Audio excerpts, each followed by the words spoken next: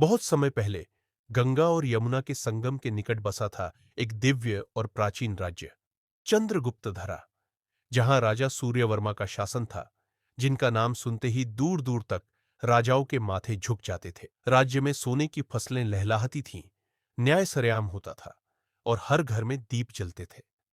परंतु महलों की ऊंची दीवारों के पीछे छिपा था एक ऐसा रहस्य जो आने वाले समय में इस साम्राज्य की नींव हिला देगा। सम्राट सूर्यवर्मा और उनकी भविष्यवाणी राज्य के महानतम शासकों में से थे।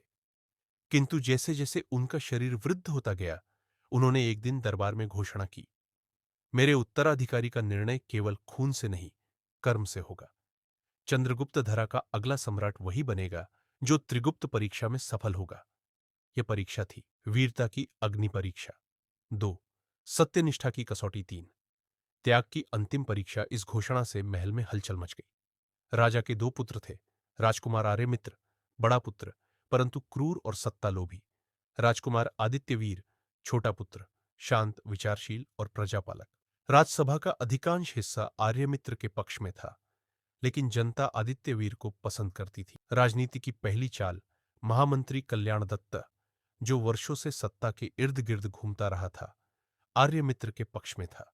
वह नहीं चाहता था कि राज्य किसी शांत और आदर्शवादी के हाथ में जाए, क्योंकि ऐसा होने पर उसके काले काम उजागर हो जाते। वहीं आदित्यवीर अपने पिता की आज्ञा का पालन करते हुए परीक्षा के लिए जंगल की ओर निकल पड़ा।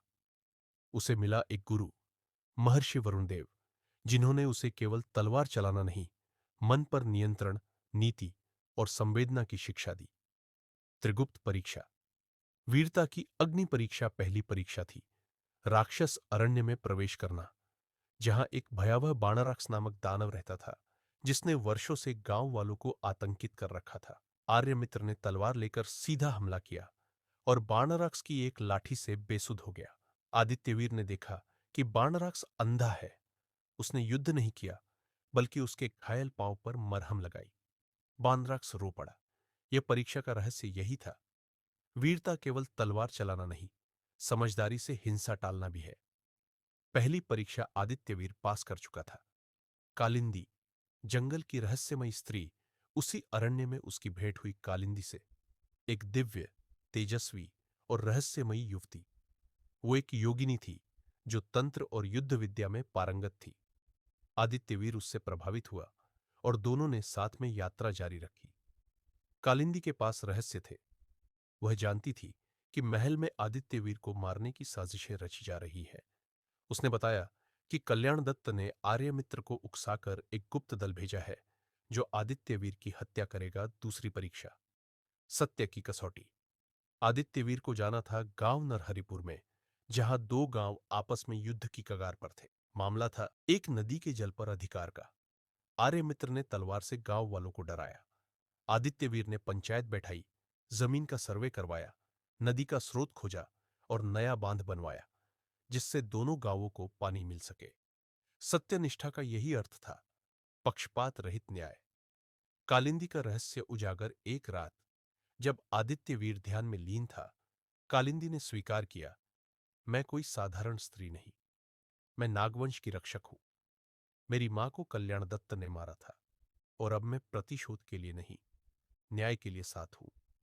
उसने बताया कि कल्याण दत्त ने राज्य के खजाने से गुप्त रूप से नागमणि चुराई है, जो चंद्रगुप्त धरा की रक्षा करती थी।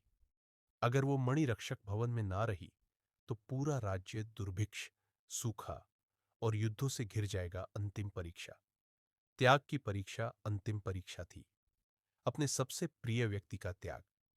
एक दिन आदित्यवीर और कालिंदी एक गांव में गए जहां महामारी फैली थी। वहां से वापस लौटते हुए कालिंदी बीमार पड़ी। उसे वही रोग हो गया। राज्य के नियम अनुसार जो उस रोग से ग्रस्त हो, उसे जंगल में छोड़ दिया जाता था।